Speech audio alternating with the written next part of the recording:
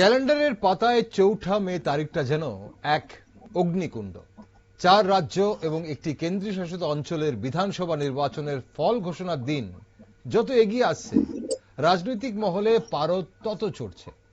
সঙ্গে ৬ রাজ্যের ৮টি বিধানসভার উপনির্বাচন। প্রশ্ন একটাই, ৪ঠা মের সকাল কি ভারতের রাজনীতিতে সত্যি এক নতুন অধ্যায়ের সূচনা করবে? রাজনৈতিক পণ্ডিতদের মতে অসমে প্রত্যাবর্তনের সম্ভাবনা প্রবল। তামিলনাড়ু ও পুদুচেরিতেও প্রত্যাবর্তনের সুর শোনা যাচ্ছে স্পষ্ট। কেরালায় পরিবর্তন বা পরিস্থিতি ত্রিশঙ্কু হতে পারে, যা কিনা সরকার গড়ার ক্ষেত্রে ছোট দলগুলোকে কিং মেকার বানিয়ে দিতে পারে। তবে গোটা দেশের রাজনৈতিক বিশ্লেষকদের আতশ কাচ এখন পশ্চিমবঙ্গের ওপর। গত এক দশকে এমন হাই ভোল্টেজ নির্বাচন বঙ্গবাসী হয়তোবা দেখেনি। একদিকে শাসক দলের অস্তিত্ব রক্ষার লড়াই, অন্যদিকে প্রধান বিরোধী শক্তির পরিবর্তনের ডাক। বিভিন্ন সংস্থার বুথ ফেরত সমীক্ষা বা এক্সিট পোল জনতাকে আরো একটা দ্বিধায় ফেলে দিয়েছে। কোন সমীক্ষা বলছে যে বর্তমান সরকারের প্রত্যাবর্তন নিশ্চিত, আবার কেউ দিচ্ছে আমূল পরিবর্তনের ইঙ্গিত। উত্তরবঙ্গের পাহাড় থেকে সুন্দরবনের ম্যানগ্রোভ, সর্বত্র একটাই কিন্তু আলোচনা, নবান্নের চাবি কি নীল সাদা রঙই থাকছে, নাকি দেখা যাবে গেরুয়া আবির, নাকি কোনো তৃতীয় শক্তি সব হিসেব উল্টে দেবে? নমস্কার, আমি দীপেন আর আপনারা দেখছেন নিউজ ভ্যানগার্ড। কি বলছে বঙ্গের পালস, কি ইঙ্গিত দিচ্ছে বিভিন্ন সমীক্ষা, তা নিয়ে একটি গুরুত্বপূর্ণ অনুষ্ঠানে আজ আমার সাথে পশ্চিমবঙ্গ থেকে জুড়ে গেছেন দুজন বিশিষ্ট সাংবাদিক, ত্রিদীপ ভট্টাচার্য এবং অঞ্জন শুকুল। তাছাড়া রয়েছেন বিশিষ্ট আইনজীবী সৈয়দ চন্দন হোসেন। আপনাদের তিনজনকেই স্বাগত আজকের অনুষ্ঠানে। ত্রিদীপ দা, প্রথমে আপনার কাছে আসি। আজ বিভিন্ন সংস্থার বুথ ফেরত সমীক্ষা বা এক্সিট পোল, অপিনিয়ন পোল সবকিছু আমরা দেখলাম, শুনলাম। এখন অনেকেই বিপরীতমুখী ইঙ্গিত দিচ্ছে। একদল বলছে বড় ব্যবধানে ক্ষমতা দখল, অন্য দল বলছে একটা বিপুল পরিবর্তন হচ্ছে। এই মেরুকরণের মাঝে দাঁড়িয়ে সাধারণ মানুষের প্রকৃত রায় কোন দিকে ঝোঁকার সম্ভাবনা বেশি? আপনার প্রেডিকশন কি বলছে নির্বাচন শেষে? প্রেডিকশন বলতে গেলে আমাকে জ্যোতিষী হতে হয়, ওই একটা গেরুয়া গায়ে জড়িয়ে আমাকে বসতে হতো। আমি দেখতে পাচ্ছি আমি গেরুয়া ফেরুয়া কিছু গায়ে জড়াইনি। আমি এটা পছন্দ করি না যে ভবিষ্যৎ বক্তা হয়ে ওঠার। আমি বিশ্বাস করি এই যে যারা এক্সিট পোল করেছেন তাদের প্রত্যেকটা এক্সিট পোলের পেছনে তাদের দীর্ঘদিনের শ্রম পরিশ্রম রয়েছে, এবং তার পেছনে যেটা যুক্ত আছে সেটা হচ্ছে একটা রাজনৈতিক উদ্দেশ্য। সুতরাং এই রাজনৈতিক উদ্দেশ্য যখন স্ট্যাটিস্টিক্স এর সঙ্গে মেশে বা সংখ্যা তত্ত্বের সঙ্গে মেশে, তখন যে ঘটনাটি ঘটে সেটা হচ্ছে কোনো একটা নির্দিষ্ট দিকে বা কোনো একটা নির্দিষ্ট দিকের বিপরীতে একটা হেলে যাওয়ার একটা প্রবণতা দেখা যায়। এটা স্ট্যাটিস্টিশিয়ানরা ভালো বলতে পারবেন যে এই প্রবণতাটাকে তারা তাদের সাবজেক্টের ভাষায় কি বলে। তবে এটা একটা ত্রুটি। আমরা মোটামুটি এখন পর্যন্ত 20খানা এক্সিট পোলের রিপোর্ট পেয়েছি। কোন রিপোর্টই শাসক দলকে নিরঙ্কুশ সংখ্যাগরিষ্ঠতা দিচ্ছে না, কোন রিপোর্টেই শাসক বিরোধীকে নিরঙ্কুশ সংখ্যাগরিষ্ঠতা দিচ্ছে না। দিলেও যেটা দিচ্ছে সেটা হচ্ছে ওই কান ঘেঁষে 148 হচ্ছে সীমাবদ্ধের লাইন বা মাঝখানের লাইনটা, 148 থেকে একটা বেশি 49, এইরকম একটা চেহারায় দাঁড়িয়ে আছে। তো এই সমস্ত গুলোর যদি একটা গণনা করা যায় তাহলে মোটামুটি দেখা যাচ্ছে 136 থেকে 147টা আসন পেতে পারে তৃণমূল কংগ্রেস বা শাসক দল। বিজেপি পেতে পারে 125 থেকে 138-এর মধ্যে, বামেরা পেতে পারে 12 থেকে 17টার মধ্যে, কংগ্রেস পেতে পারে 4 থেকে 7টার মধ্যে, এবং অন্যান্য যারা আছেন তারা 1 থেকে 3খানার মধ্যে পেতে পারে। তো এইটা হচ্ছে মোটামুটি এই যে সমস্ত স্ট্যাটিস্টিক্স ঘেটে তারা কাজ করেছেন, আমার এই খোদার ওপর খোদকারি আমি একটু করেছি, করে আমি যে গড়টা পেয়েছি সেটা হচ্ছে অনেকটা এইরকম। তাহলে এই ছবিটা দেখাচ্ছে যে কোনোভাবেই কোন রাজনৈতিক দলে সংখ্যাগরিষ্ঠতার আসন, সংখ্যাগরিষ্ঠতার সীমা পেরোতে পারছে না, তাহলে এবং পেরোতে পারছে না বলে ত্রিশঙ্কুর দিকে এগিয়ে যাচ্ছি আমরা পশ্চিমবঙ্গে। ত্রিশঙ্কুর দিকে এগোচ্ছে, এবং আরো একটা প্রবণতা তৈরি হচ্ছে ঘোড়া কেনা বেচার। 4 তারিখের পর আমরা দেখবো কাছে টাকার থলির দাম কত বেশি, কে কতটা ভাড়া দাঁড়িয়ে নিতে পারে। এই ভাড়াতে তো মহারাষ্ট্র আমাদের সামনে যোগ্য উদাহরণ ওকে, আছে। আমরা সেই বিষয়টাতে আসবো যদি ত্রিশঙ্কু হয় তখন কি হবে, সেটা একটা এক ধরনের প্রেডিকশন যে কি হতে পারে, আমরা সেই আলোচনায় আসবো। আমরা যাব অঞ্জনদার কাছে যাব। অঞ্জনদা, আপনার কি মনে হয়, আমরা নির্বাচনের আগে পরে আমরা অবশ্যই অনেক ধরনের ওপিনিয়ন পোল, এক্সিট পোল আমরা দেখলাম, দেখার পর যেটা বলা হচ্ছে গোটা দেশের সাথে পশ্চিমবঙ্গ চিত্রটা আলাদা। পশ্চিমবঙ্গ নিয়ে কিন্তু এই মুহূর্তে বিশেষ করে রাজনৈতিক বিশ্লেষকদের চুলচেরা বিশ্লেষণ চলছে এবং তাদের মাথা ব্যথা খুব বেশি, কারণ নিরঙ্কুশ সংখ্যাগরিষ্ঠতা পাওয়া যাচ্ছে না এক্সিট পোলে। যদিও অনেক এক্সিট পোল দেখিয়ে দিয়েছে, বিভিন্ন কেউ বিরোধী শিবিরকে দেখিয়েছে, কেউ শাসক শিবিরকে দেখিয়েছে। আপনার কি মনে হয় অঞ্জনদা? আপনার কাছে যাব। দেখুন, এবছরের যে ভোটটা, এই ভোটটা কিন্তু মারাত্মক পশ্চিমবঙ্গের ক্ষেত্রে। আমরা সাধারণত জানি যদি বেশি পার্সেন্ট ভোট পড়ে সেটা কিন্তু শাসক দলের বিপক্ষেই বেশি যায়। এবছরেও আজকেও যেটা এসআর এর পর যেটা পুনর্নির্বাচন হলো, সেক্ষেত্রেও কিন্তু দেখেন 90% ক্রস করে গিয়েছে। এই যে বেশি ভোট প্রবণতাটা, এটা কিন্তু শাসক দলের বিপক্ষে যাওয়ার সম্ভাবনাটাই সবচেয়ে বেশি।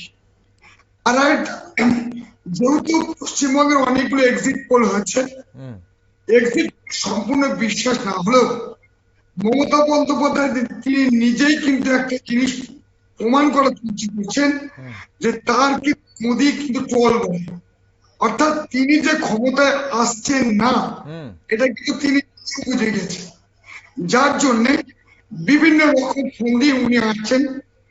এবার দেখুন, একটা মুখ্যমন্ত্রী তিনি কিন্তু যেখানে ভোটে সেখানে গিয়ে তিনি ধর্ণা দিচ্ছেন, মুসলিম সম্প্রদায় মানুষকে তিনি আজ উস্কে দিয়েছেন যাতে গণনায় বাধা দেওয়া যায়। এই যে একজন মুখ্যমন্ত্রী, এ যাবৎকার মুখ্যমন্ত্রীকে কোনোদিন দেখিনি এইরকম পরিস্থিতির সম্মুখীন হতে। এই থেকেই বোঝা যাচ্ছে, কারণ উনি একটা জনপ্রিয় নেত্রী, দীর্ঘদিন রাজনীতি করেছেন, এর আগে কেন্দ্রীয় মন্ত্রী ছিলেন, 15টা বছর মুখ্যমন্ত্রীর দায়িত্ব সামলেছেন।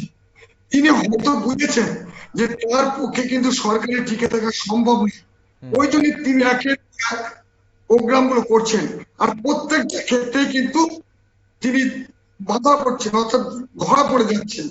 যেমন আইপ্যাকের একটা কাজ ছিল, আইপ্যাক কাজ করতে পারেনি, এবং আপনার ইভিএম বাক্সগুলো রাখা রয়েছে সেখানে সেইভাবে সফল হতে পারেননি, যার জন্য এখন তিনি গণনা কেন্দ্র নিয়ে কিন্তু আজকে একটা মারাত্মক ইয়ে করেছেন, মুসলিম সম্প্রদায়ের মানুষকে তিনি উস্কাচ্ছেন। এই থেকেই বোঝা যাচ্ছে যে বিরোধী শক্তি কিন্তু তৎপর, অর্থাৎ অঞ্জনদা আপনি বলছেন যে মমতা বন্দ্যোপাধ্যায়ের বডি ল্যাঙ্গুয়েজ থেকে শুরু করে বিভিন্ন কার্যকলাপে এটা প্রমাণ হচ্ছে যে তৃণমূল কংগ্রেস এবার আর প্রত্যাবর্তন করছে না, তৃতীয়বারের মতো তৃণমূল কংগ্রেস মানে আসছে না। তবে চতুর্থবারের মতো অবশ্যই যেটা বলছিলাম যে আপনার কাছে কতটা আসন তৃণমূল কংগ্রেসে পেতে পারে এবং কতটা আসন বিজেপি পেতে পারে, বিভিন্ন এক্সিট পোল এবং ওপিনিয়ন পোল দেখে আপনার কি মতামত, কতটুকু আশা করতে পারেন? যেভাবে আপনার এক্সিট বলেন, আমরা যেভাবে বিভিন্ন গ্রামে ঘুরে বেড়েছি এবং আমরা পুরো পশ্চিমবঙ্গের বিভিন্ন প্রান্ত থেকে খবর যেটা নিয়েছি, আপনার 165 থেকে 170-এর মধ্যে আসন পেতে পারে বিজেপি। আচ্ছা। এবং কংগ্রেস আসন পেতে পারে 7 থেকে 8টা।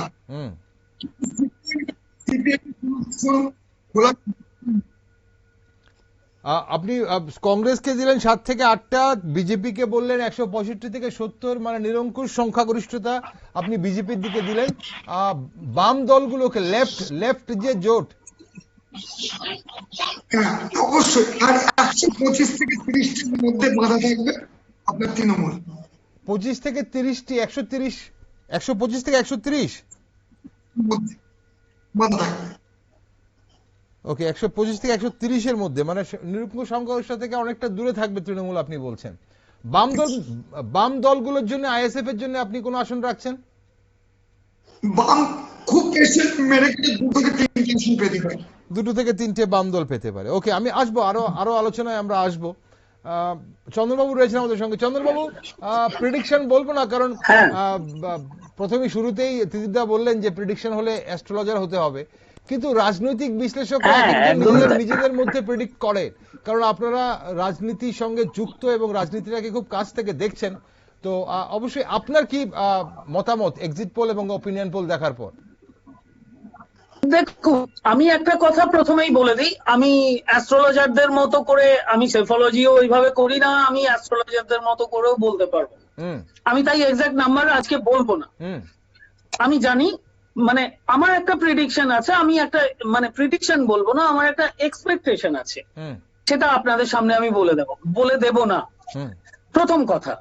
দ্বিতীয়, আপনি যেটা বলছেন, আপনি যে আন্দাজটা করতে চাইছেন যে কি হতে পারে এবং সাধারণ মানুষকে জানাতে চাইছেন, তাই আপনি আমাদের ইনভাইট করেছেন, আমরা এসেছি।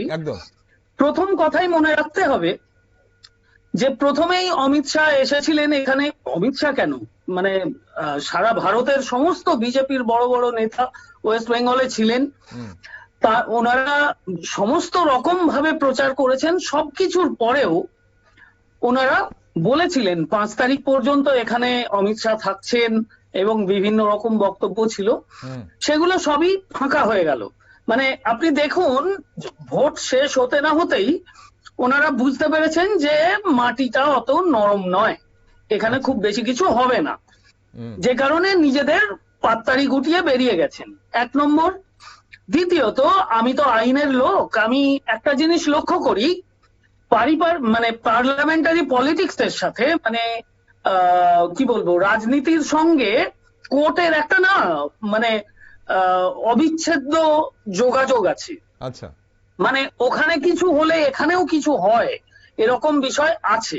যেহেতু আমরা সংবিধানের প্র্যাকটিস করি, কনস্টিটিউশন প্র্যাকটিস করি, যে কারণে এই রিলেশনটা থাকবেই, যে কোনো ডেমোক্রেটিক সিস্টেমে এটা থাকবেই।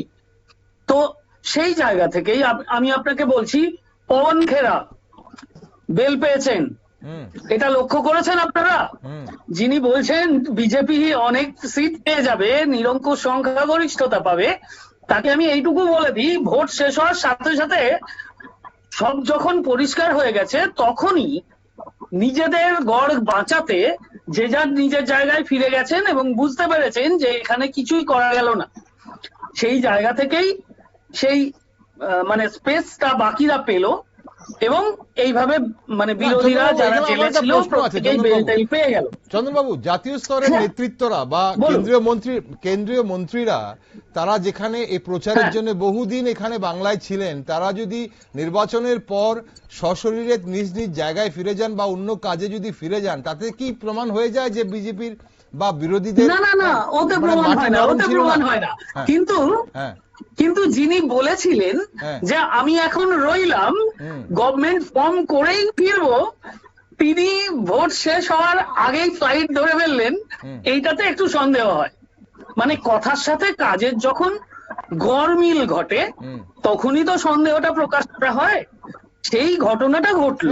এটা তো অতিরিক্ত আত্মবিশ্বাস, পবন খেরাকে বেল, এটা তো অতিরিক্ত আত্মবিশ্বাস যে ইভিএম বন্দী হয়ে গেছে জনতার মতামত, সে জায়গাটাও তো প্রমাণ করতে পারে না। এই আত্মবিশ্বাস, আরেকটা কথা আমার খুব বলার আছে। আমার রাজনৈতিক মানে যে আইডিয়া আর কি, সেই আইডিয়া থেকে আমার যেটুকু অভিজ্ঞতা সেখান থেকে বলতে পারি, 11,000 বুথে বিজেপি কোনো এজেন্ট দিতে পারেনি।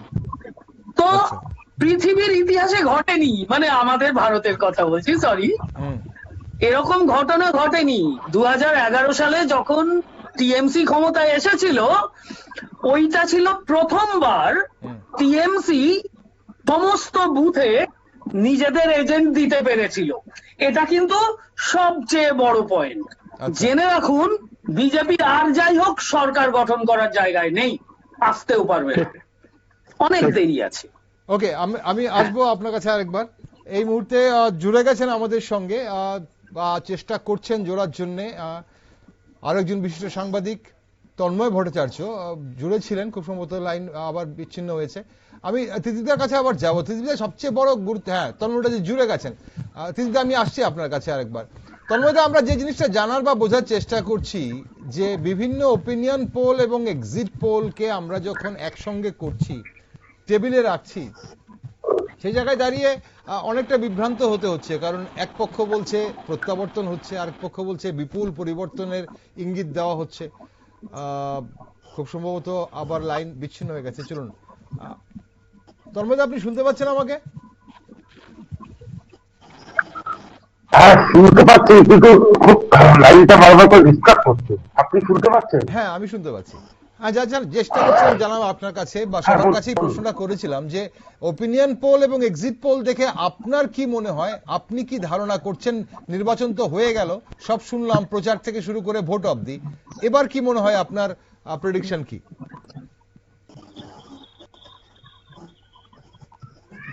দেখুন, আমি খুব স্পষ্ট ভাবে বলি, এক্সিট পোল যেটা বলছে তার উপর ভিত্তি আমি আমার নিজস্ব একটা ক্যালকুলেশন। আমাদেরকে প্রথমে ভাবতে হবে অ্যান্টি এস্টাবলিশমেন্ট, অ্যান্টি মানে গভর্নমেন্ট ভোটটা পড়লো না এসআইআর করার পরে, এসআইআর করার পরে ভোটটা পড়লো না এসআইআর এর জন্য নাম কেটে যাবে তার জন্য পোলিংটা বেশি হলো। কিন্তু এই বেশি হওয়া পোলিংটা কার ভাগে পড়লো, এটা কিন্তু বিষয়। আপনি দেখছেন এই যে কিছুক্ষণ আগে আমাদের সাংবাদিক যারা বললেন মমতা বন্দ্যোপাধ্যায় বডি চেঞ্জ হয়েছে। আমি আজকে বলবো না আমি বিজেপির সমর্থক, আমি বলবো না তৃণমূলের সমর্থক, আমি বলবো আমি পরিবর্তনের সমর্থক। পরিবর্তন দরকার বাংলা। তাই বলে আমি যদি দাবি দিয়ে বলি আজকে এক্সিট পোলের উপর দাঁড়িয়ে মমতা বন্দ্যোপাধ্যায় হাঁটছেন, বিজেপি আসছে, এটা যেমন ভুল হবে তেমন বিজেপি আসছে মমতা বন্দ্যোপাধ্যায় হাঁটছে, এটাও ভুল হবে। বিষয়টা হচ্ছে সব থেকে ক্ষতিগ্রস্ত হচ্ছে কিন্তু সনাতনীরা, যাদের সকল হিন্দু বলছেন, হ্যাঁ হিন্দু বলে যে প্রপাগান্ডাটা করা হচ্ছে। আজকে আমি আলোচনা করছিলাম একজন আমার বন্ধুদের সাথে, তাকে আমি বলছিলাম এই যে এসআইআর এর যার নামটা বাদ গেছে তাদের সব থেকে বেশি এফেক্টেড হচ্ছে হিন্দুরা, বিশেষ করে মুসলিম সম্প্রদায়। কিন্তু আজকের দিনে দাঁড়িয়ে যারা এসআইআর এর জন্য ভোটের সংখ্যার পরিসংখ্যানটা বাড়ালেন তাদের ভোটটা যে কখনো বিজেপিকে এগিয়ে যাচ্ছেন, কখনো তৃণমূলকে এগিয়ে যাচ্ছেন, কিন্তু প্রেডিকশনটা আজকে 2026-এ কিন্তু খুব আনপ্রেডিক্টেবল। ওকে, আপনি আনপ্রেডিক্টেবল বলছেন, আর আপনি নিজে বলছেন আপনি পরিবর্তনের সমর্থক। তার মানে কোন একটা জায়গায় পরিবর্তন হতে চলেছে বা হতে পারে বলে মনে করছেন আপনি, আমি সেটা বলবো। আমি পরিবর্তনের সমর্থনকে সরকার করবে এটা বলা খুব মুশকিল।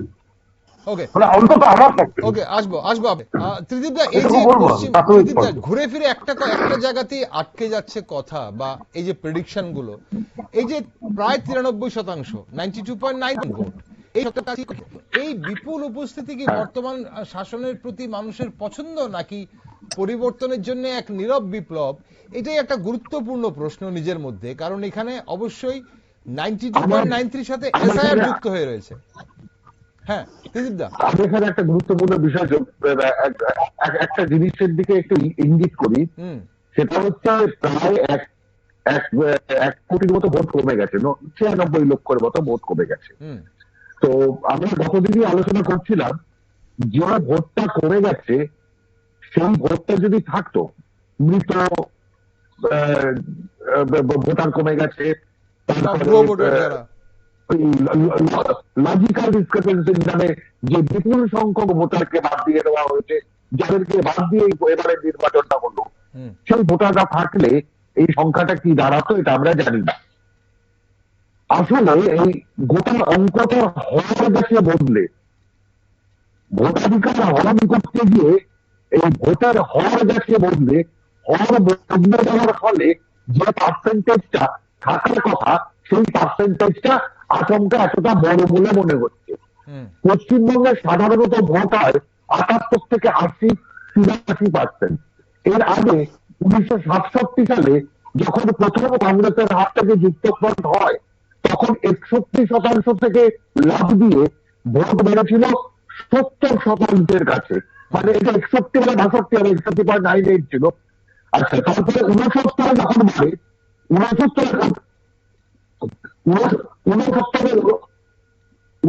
69 সেটা কমে যায়। 77 যখন বামফ্রন্ট ক্ষমতায় আসে, সেটা 59 থেকে বেড়ে 64% হয়। 2011 সালে যখন বাম সরকারের বদল হয়, তখন সেটা 82 থেকে বেড়ে 83% দাঁড়ায়। আর এবার যখন এই বদলটা হবে বলে মনে করা হচ্ছে, তখন এটা গতবার ছিল 78%, এবার সেটা বেড়ে দাঁড়িয়ে হচ্ছে 91% মতো দাঁড়িয়েছে। 91% মতো দাঁড়িয়ে 91.74 বা 92.47% দাঁড়িয়েছে। 92.47% দাঁড়িয়েছে। এইবার সমস্যাটা হচ্ছে, এটা কি জেনুইনলি দাঁড়া, নাকি ভোটার একদল মানুষের ভোটাধিকার কমে যাওয়ার ফলে এটা বেশি বলে মনে হচ্ছে। আসলে মনে মনে যে ভোটাররা ভোট দিয়েছে, যদি অঙ্গ কোষে বলা যায়, তার কাছাকাছি সংখ্যক ভোটাররা ভোট দিয়েছে। এটা হচ্ছে প্রথম পয়েন্ট। সুতরাং খুব বড় যে মানুষ ভোট দিয়েছে এমনটা ভাবার খুব কারণ নেই, এবং হ্যাঁ, কিছু সংখ্যক মানুষ বেশি ভোট দিয়েছে, এটা বোঝা যাচ্ছে। 2 নম্বর পয়েন্ট, এটা ঠিক যে যদি ভোট বেশি পড়ে, তাহলে এটা শাসক বিরোধী ভোট হয় বলে মনে করা হয়। যে উদাহরণটা আমি দিলাম, 67 থেকে 2026 পর্যন্ত এটা শাসক বিরোধী ভোট হয়। কিন্তু এর সঙ্গে জুড়ে যাচ্ছে এফআইআর যে গল্পটা, এফআইআর ফলে যে মানুষগুলো বাদ গেল, আবার যে প্রতিবেশী বাদ গেলেন, তার পরিবারের যে 6 জন ভোটাধিকার করেন, তিনি কি বাংলাদেশে বিজেপিকে ভোট দিতে যাবেন? যখন যে দল ইচ্ছাকৃত ভাবে 10 জনের একটা পরিবারের 7 জনের নাম বাদ দিয়ে দিলেন, যে ভোটটা বিজেপির বাক্সে পড়ত, এই 7 জন বিজেপির নাম বাদ দিয়ে বাকি 23 জনকে সে ফিরিয়ে আনলে হচ্ছে তৃণমূলের বাক্সে। এরকম কোন ঘটনা ঘটেছে কি?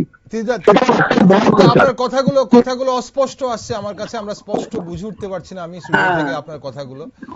আমি আপনার কাছে আরেকবার আসবো, এরপরে খুব সম্ভবত নেটওয়ার্কে কোনো সমস্যা হচ্ছে। একটু অঞ্জনদার কাছে যাবো। অঞ্জনদা, এই যে 92.93% ভোট, বারবার যেটা বলা হচ্ছে যে এত শতাংশ ভোট পড়লো বলেই এটা একটা বিরাট বড় ফ্যাক্টর হতে পারে।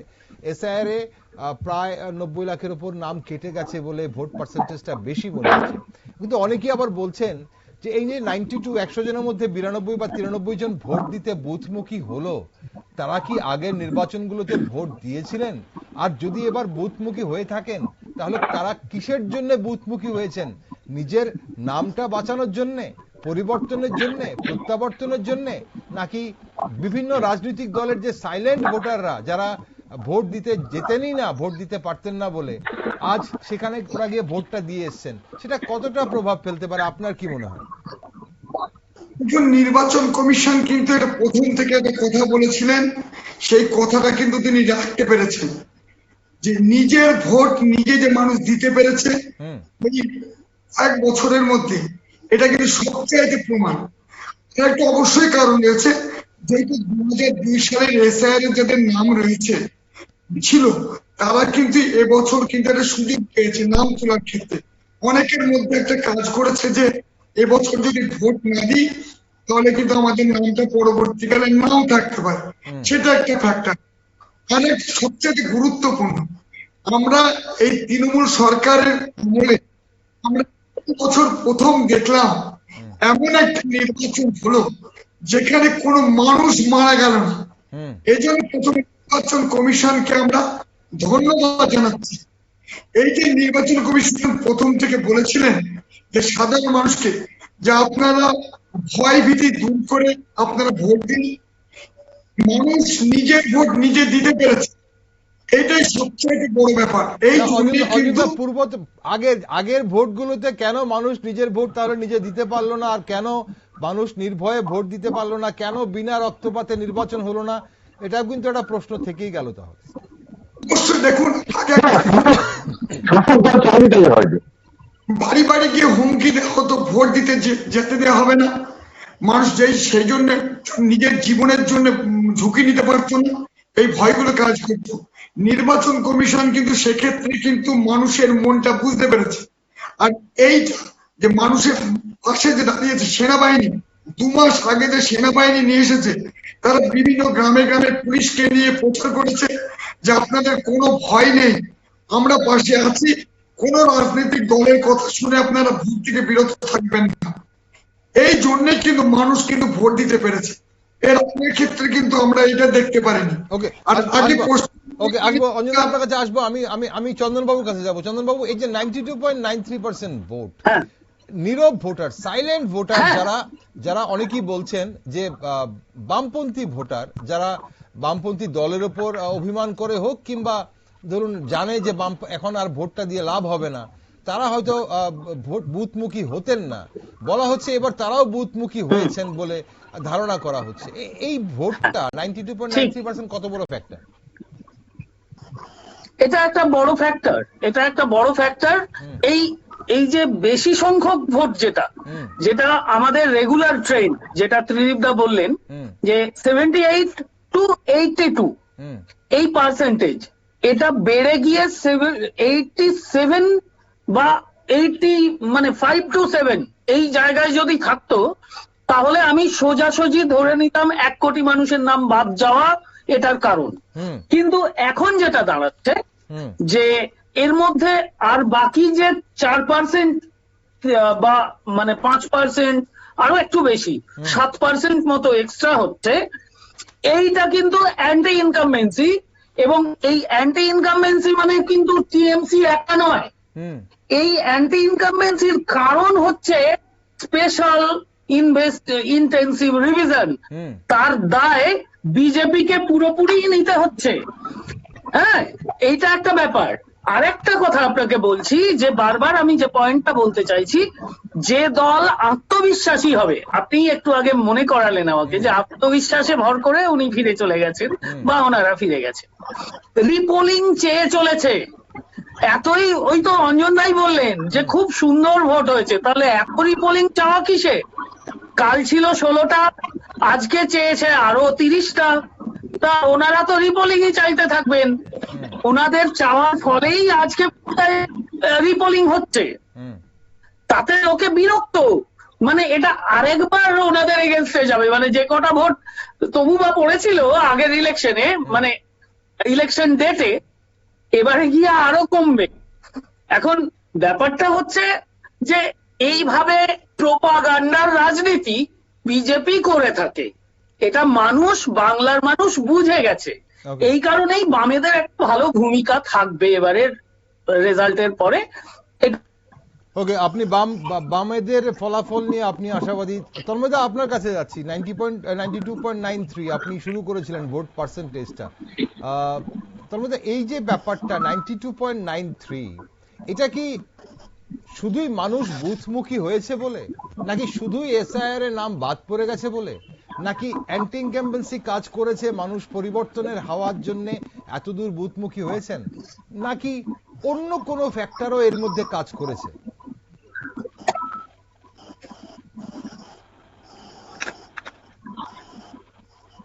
ওকে, তন্ময়দার কাছে খুব সম্ভবত আমার কথা পৌঁছচ্ছে না। তন্ময়দা, আপনি শুনতে পাচ্ছেন আমাকে?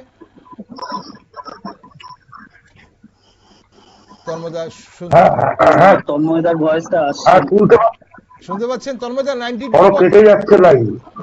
প্রায় 93% ভোট, এটা কিসের জন্য হলো বলে মনে করেন?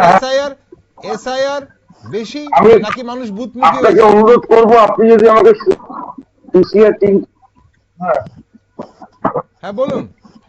এখন এসআইআর কে, হ্যাঁ এসআই শুনতে পাচ্ছেন? হ্যাঁ শুনতে পাচ্ছি, বলুন। আপনি যদি শুনতে পান তাহলে আমার যেটা দেখুন, ছোট্ট একটা পরিসংখ্যান দেখুন। আজকে যখন 2011-তে পরিবর্তনের ডাক দিয়েছিল, তখন 82 থেকে 85% সম্ভবত পরি হয়েছে। সেক্ষেত্রে আমরা যদি এসআইআর কে কেন্দ্র করি, সেক্ষেত্রে এসআইআর এ মানুষের নাম বাদ যাবে, এর জন্য অনেকটা বেশি হয়েছে। কিন্তু বাদ যাওয়া মানুষের যে ভোট, তার তো 1% বাদ গেছে, এবং যারা ভয়ে ভীত সন্ত্রাসে ভোট দিয়েছেন তাদের ভোটটা কোথায় পড়ছে, সেই পার্সেন্টেজ অফ পুলিংটা কারা বেশি পেল, সেটা কোন দিকে, সেটা কোথায় সুইং করলো, এই বিষয়গুলোকে আজকে মাথায় যদি রাখি তাহলে আমি অন্তত যে হিসেব আমি দেখেছি, আমি না বিজেপি না তৃণমূল সবাই দুজনেই কিন্তু ঘাড়ে ঘাড়ে চলবে। এখানে 1:1 ভোট ভাবার কোনো কারণ নেই। এখানে বামেদের অবস্থান থেকে শুরু করে বাম সমর্থিত আইএসএফ এবং কংগ্রেসের অবস্থান খুব ভালো হবে। আমি আবারও বলছি একটা ত্রিমুখ লড়াই, এটা দুমুখ লড়াই। যারা বলছেন যুগল পক্ষ আপনার বিজেপি এবং তৃণমূল কংগ্রেস, বলবো না অতটা সম্ভাব্য জায়গায় নিয়ে যাবেন না। আমরা 4 তারিখ পর্যন্ত অপেক্ষা করে দেখতে পাবো, দেখবেন এটা ত্রিমুখী লড়াই হচ্ছে। এখান থেকে একটা অন্য বার্তা মানুষ যাবে, এটুকু আমি বলতে পারি। ওকে, ত্রিমুখী লড়াইয়ের কথা আপনি বলছেন, অবশ্যই চৌঠা মে সকাল থেকে আমাদের নজর থাকবে সেই দিকে।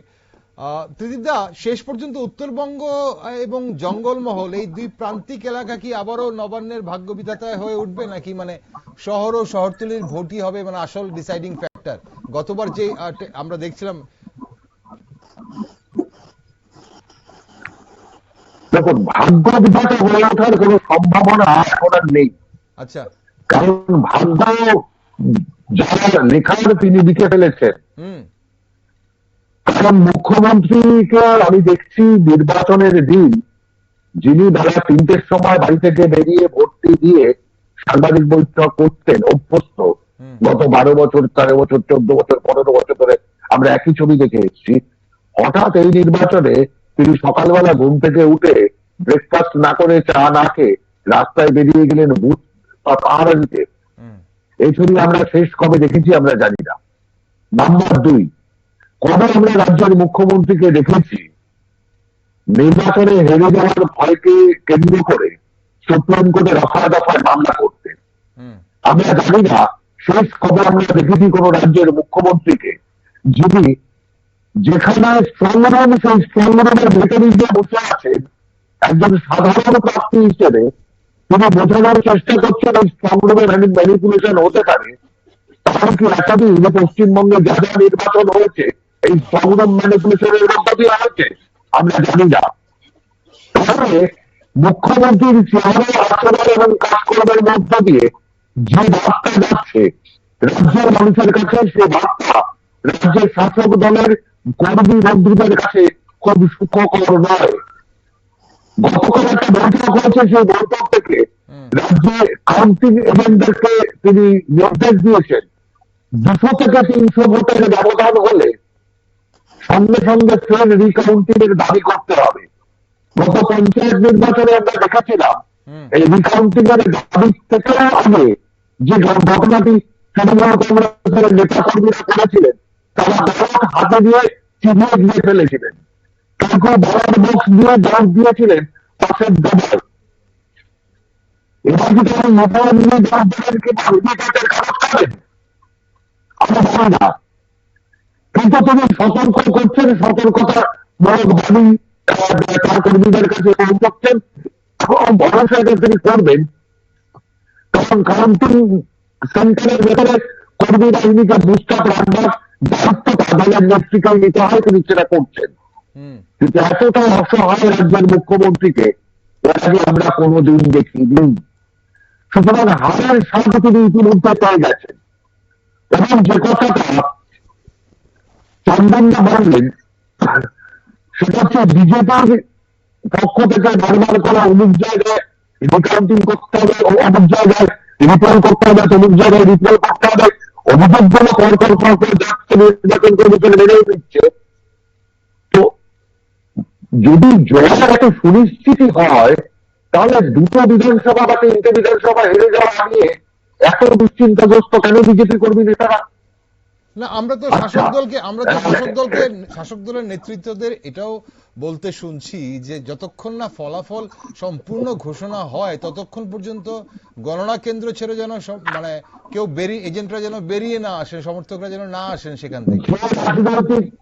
রাজনৈতিক দল গোহারা হেরে যায়, গতবার বামপন্থীরা 0 পেয়েছিল বিধানসভায়, একজন বামপন্থী কর্মীও কাউন্টিং সেন্টার ছেড়ে ভোট শেষ না হওয়া পর্যন্ত কাউন্টিং সেন্টার ছেড়ে বেরোয়নি। যদিও তাকে মানে পিছিয়ে কাউন্টিং সেন্টার থেকে বের করে দেওয়া হয়েছে, একজন নিশাগ্রস্ত শূন্য হয়েছিল। এটাই পশ্চিমবঙ্গের রাজনীতির একটা নিয়ম। তারা ভোটটাকে রাজনৈতিক যুদ্ধ বলেই মনে করে, বামপন্থীরা রাজনৈতিক প্রচারের অঙ্গ হিসেবে দেখে, অন্যান্যরা ক্ষমতা দখলের অঙ্গ হিসেবে দেখে। এটা হচ্ছে রাজনৈতিক দলগুলোর মধ্যে পার্থক্য। কিন্তু প্রশ্ন হচ্ছে যে কথাটা আমাদের আইনজীবী বন্ধু জানলেন, গুরুত্বপূর্ণ, যে আমাদের এখানে সবচেয়ে বেশি ভোট পড়েছিল 2011-তে 84.72%। তারপরে ভোটিং পার্সেন্টেজ কমতে কমতে গতবার 79.5% দাঁড়ায়, এবার সেটা 92.4% দাঁড়িয়েছে। এর মাঝখানে একটা গ্যাপ দাঁড়িয়ে যাচ্ছে, যে গ্যাপটা 6 থেকে 7% ভোটে। এবং পশ্চিমবঙ্গে যে বাউন্ডারি তৈরি করার চেষ্টা হচ্ছিল, সেই বাউন্ডারি ভেঙে গেছে। দুটো দলের মধ্যে লড়াইটা ভেঙে গেছে। এবং 7% ভোট কোথায় গেলে পৃথিবীর বলে শেষ করবে। এবং পশ্চিমবঙ্গের নির্বাচনে বেশিরভাগ ক্ষেত্রে 1 থেকে 2% ভোটের যদি সুইং হয় শাসক থেকে বিরোধীতে বা বিরোধী থেকে শাসকে, তাহলে অনেকগুলো আসন বদলে যেতে পারে। আমার হিসাবে 70 থেকে 80 আসন বদলে যায় 2% সুইংয়ে। তাহলে এত অল্প সুইংয়ে যদি এতগুলো আসন বদলে যেতে পারে, তাহলে 7% বাড়তি ভোট কোন দিকে যাচ্ছে গুরুত্বপূর্ণ প্রশ্ন। সেটাই লাখ টাকার প্রশ্ন, 7% ভোট কোন দিকে গেল সেদিকেই এটা একটা গুরুত্বপূর্ণ প্রশ্ন। আসবো আপনার কাছে, একবার সময় খুব বেশি নেই, আমি দেখি সময় থাকলে আসবো। আমি অঞ্জনদার কাছে যাবো আবার। অঞ্জনদা, আমরা যে ভোট পার্সেন্টেজ নিয়ে কথা বলছি কোন দিকে গেল, কিন্তু এই যে দুই প্রান্তের কথা বলা হয় বারবার, এই উত্তরবঙ্গ এবং জঙ্গলমহল, যেখানে বলা হচ্ছিল যে বিজেপির সেখানে কিন্তু একটা ভালো ফলাফল করেছিল 2021-এ, আর এদিকে শহর এবং শহরতলির ভোট কিন্তু সেখানে তৃণমূলের কাছে গেছিল। বিশেষ করে দুই ফেজে যে নির্বাচন হয়েছে এবার, প্রথম ফেজে বেশিরভাগ আসন বিজেপির বা বিরোধীদের দখলে যাওয়ার কথা বলছে অনেকেই, এবং দ্বিতীয় ফেজে বেশিরভাগটাই কিন্তু সিংহভাগটাই তৃণমূলের আসন। এই জায়গাটা, এই ফ্যাক্টরগুলো, ডিসাইডিং ফ্যাক্টরগুলো কি এবারও থাকবে বলে মনে করেন? দেখুন, এবছর কিন্তু ভোটটা কিন্তু অন্যরকম। সেটা হচ্ছে কলকাতা, বিশেষ করে কলকাতার দিকে যে ভোটগুলো হয় সেদিকে কিন্তু বিরোধীদের কিন্তু গুরুত্ব থাকে না। এবছর বিরোধীরা সরকারের পক্ষে অনেক আসন ছিনিয়ে নেবে। আর একটা কথা বলি, যেটা সবচেয়ে বড় ব্যাপার, যে এসআর করছে 90% ভোট, এই 100% ভোট। আপনি বলুন তো, আজকের দিন মুখ্যমন্ত্রীকে অর্থাৎ তৃণমূল নেতাদেরকে কেন প্রতিনিয়ত কোর্টে ছুটে যেতে হচ্ছে? যেই মানে কেন্দ্রীয় কর্মচারীদের দিয়ে গণনা করা হবে, সেখানে প্রথমে হাইকোর্টে, তারপর ডিভিশন বেঞ্চে, তারপরে সুপ্রিম কোর্টে ছুটে যাচ্ছে। কি দরকার?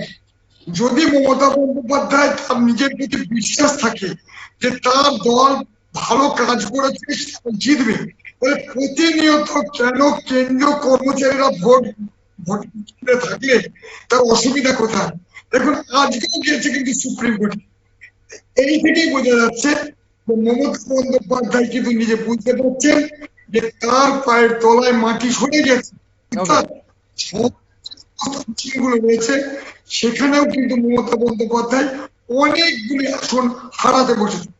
এই জন্যে তিনি ভয়ে বিধ্বস্ত হয়ে সুপ্রিম কোর্টের দ্বারস্থ হয়েছেন। ওকে, চন্দ্রবাবু, আমি আপনার কাছে একই প্রশ্ন, খুব বেশি সময় নেই। আমরা ভোট পার্সেন্টেজের হিসাব তো বললাম, আমরা আলোচনা করলাম। এখন এই যে বিভিন্ন জেলা বা বিভিন্ন এলাকা ভাগ করা, উত্তরবঙ্গ বিজেপির দখল, কোচবিহার, এইসব জায়গা, এখন এইটা কি এবারও ফ্যাক্টর হবে, নাকি এসআইআর বা যেটা অঞ্জনবাবু বলছিলেন অ্যান্টি ইনকামবেন্সি, এই ফ্যাক্টরগুলোর জন্য বিরোধীরা এই যে শহর এবং শহরতলি, নর্থ 24 পরগনা, দক্ষিণ 24 পরগনা, কলকাতা, হুগলি, হাওড়া, এসব জায়গাতে এগুলোতে একটা বড় ভূমিকা আছে এসআইআর এর।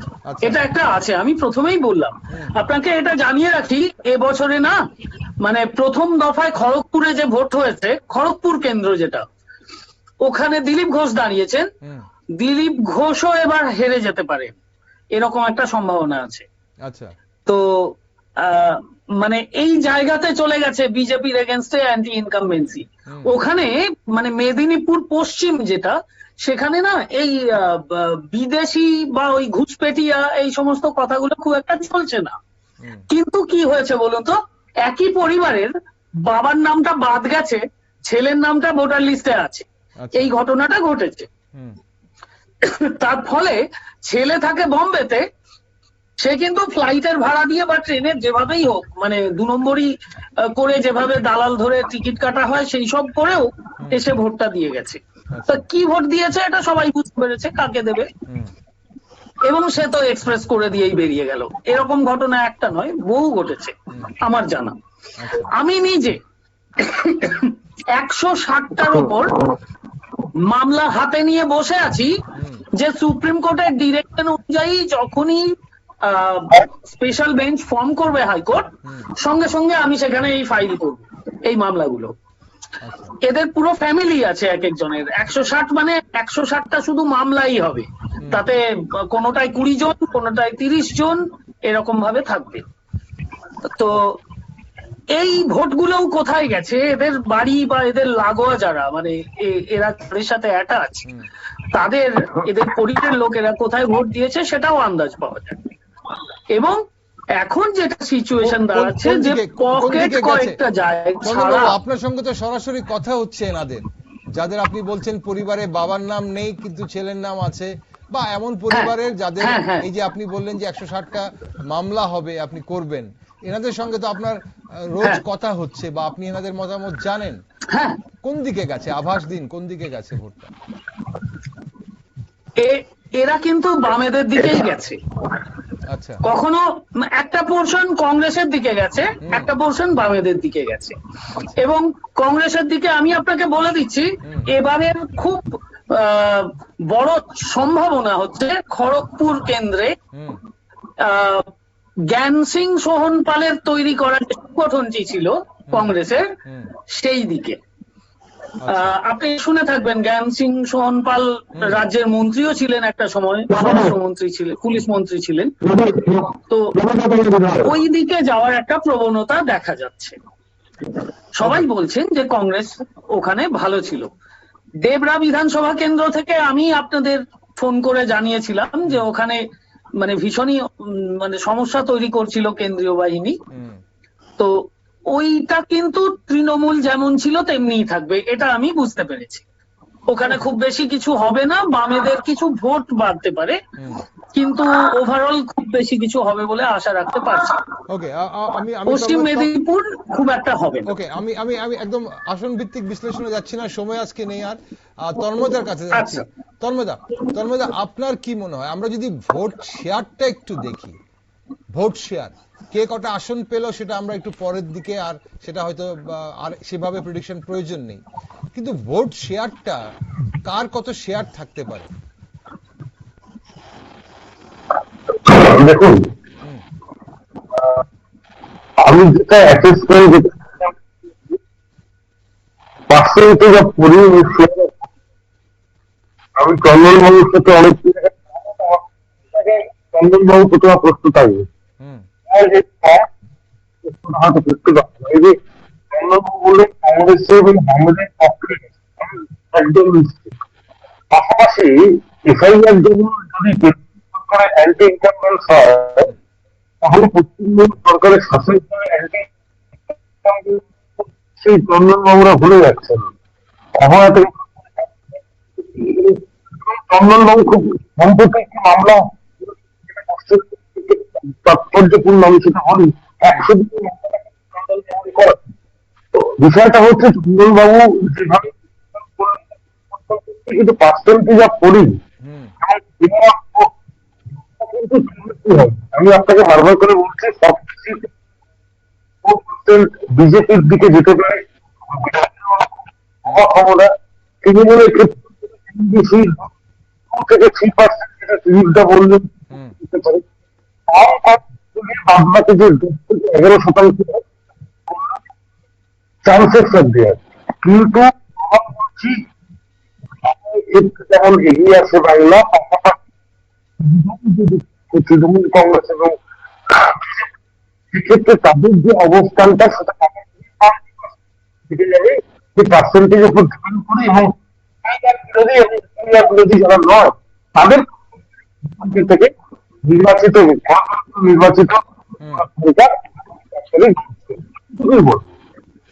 ওকে, অনুষ্ঠানের সময় ফুরিয়ে গেছে, অনেকটা আলোচনা করলেন, আলোকপাত করলেন আপনারা। শেষে একটা প্রশ্ন একদম খুব ছোট্ট করে অ্যান্সার চাইবো এক কথায়, সবার কাছে একই প্রশ্ন, চমক দেখবো কি আমরা 4 মে? ত্রিদীপদা, কোনো বড় চমক কি দেখার অপেক্ষায় আছি আমরা পশ্চিমবঙ্গের জন্য? 2021-এ এক্সিট পোল মেলেনি, 2024-এ এক্সিট পোল মেলেনি, 2026-এও এক্সিট পোল মিলবে না।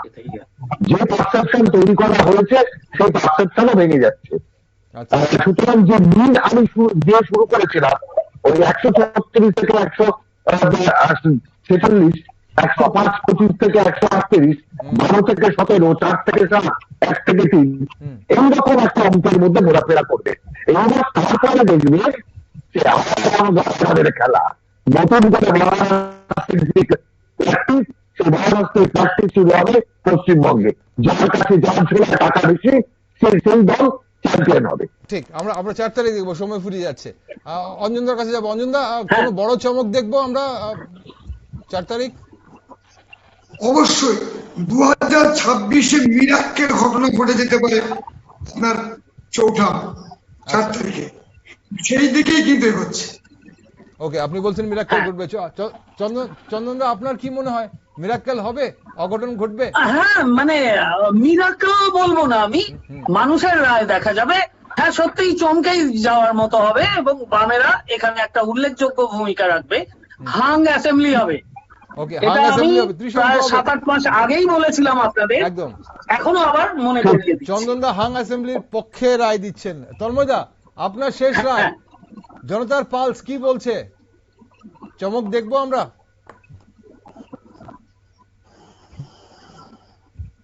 তন্ময়দা, শুনতে পাচ্ছেন আপনি?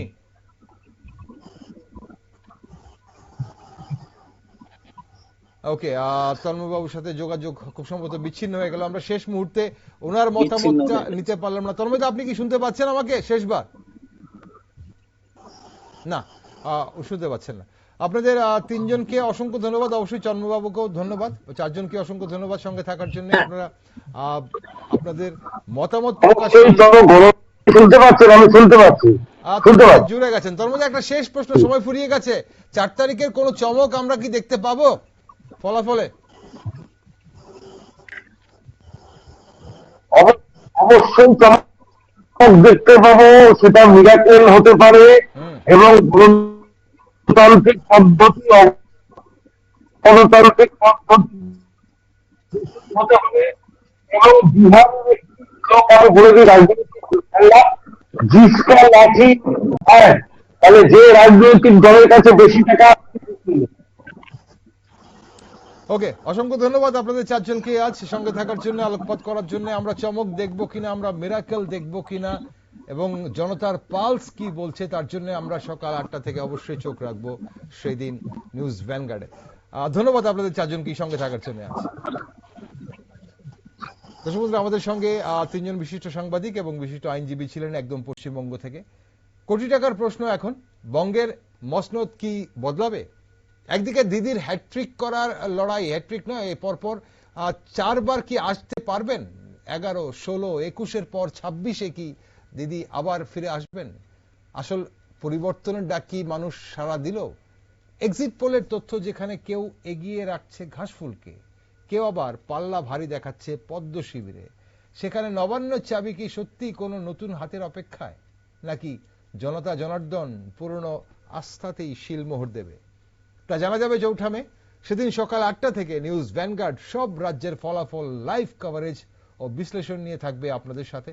তাই সব রাজ্যের সঠিক ট্রেন্ড ও রিয়েল টাইম ফলাফল জানতে আপনারা অবশ্যই চোখ রাখবেন শুধুমাত্র নিউজ ভ্যানগার্ডে।